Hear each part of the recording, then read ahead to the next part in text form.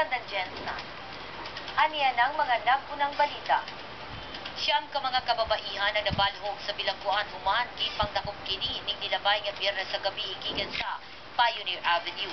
Matod pa sa report, alas 10:45 ang takna sa gabi sa dihang natigayon ang operasyon sa mga operatiba sa Presinto 1 sa nasampit nga dapit kong diin.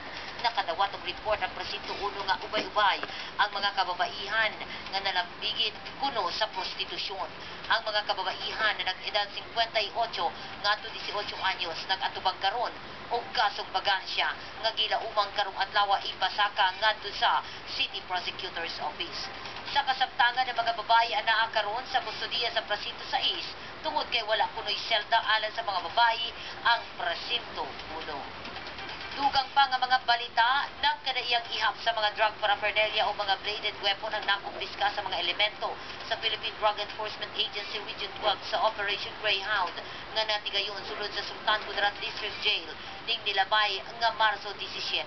Nakuha ang mga nasampit nga butang ipang-ipit ilawom sa mga katre sa mga detainees. Ang Operation Greyhound kuno kabahin sa programa sa ilawom sa Memorandum of Agreement nga gipirmahan sa mga opisyal sa nasampit nga mga ahensya kung diin mapuga ng mga posibilidad nga mukanap ang operasyon sa droga sulod sa mga presuhan sa nagkadayang dapit sa Rio 12 nga kabahin sa jurisdiksyon sa PDEA Region 12. Sa kasamtangan, giandam na kuno ang mga kaso nga ipasaka batok sa mga nakumpiskahan o mga bladed weapons o shabu paraphernalias.